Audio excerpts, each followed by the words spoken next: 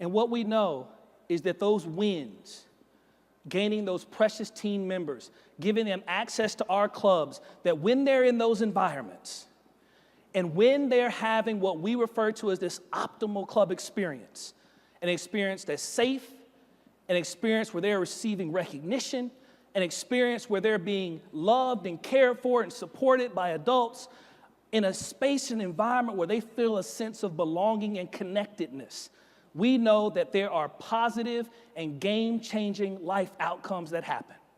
More likely to be on the pathway to graduation, less likely to be using legal and illegal drugs, more likely to be on the pathway towards a great future.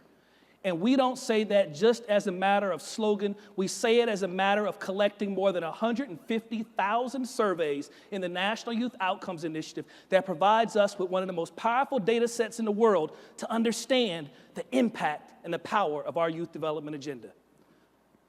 But what we know is this: the data is just the outcomes. The messages are just the themes that we put into the world. What really matters is the leadership that happens each and every day by club leaders across the country, and I want to highlight a couple. The Boys and Girls Clubs of Kern County, led by Zane Smith. And what types of strategies have they put in place recently to grow? One, they said very creatively, how do we look into what's happening at with our athletic teams in our community? And how can we partner and be the homework assistants for student athletes? And how can we member them? They said we need to hear the voice of teens themselves. How do we create a council to help us understand what types of programming do we need to create and offer for teens that live on a concept that you've heard throughout today, and I will continue to emphasize, that live on their passions? Because this is something that we oftentimes don't think about.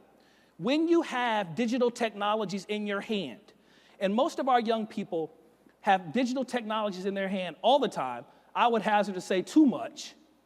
But when you have it in your hand, there's something that you always have.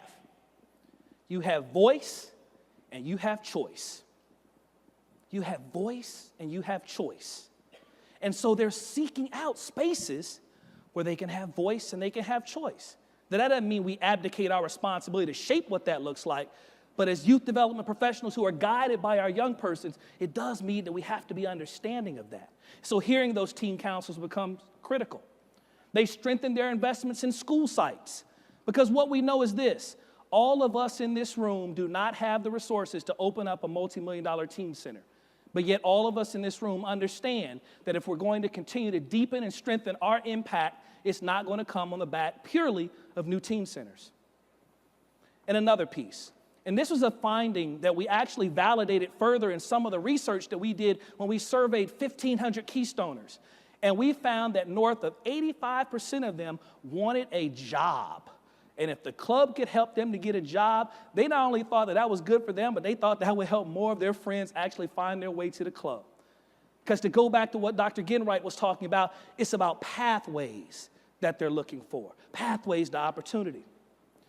And the impact and the end result of that was 1,057 more teams. Some love for the Boys and Girls Clubs of Kern County, please.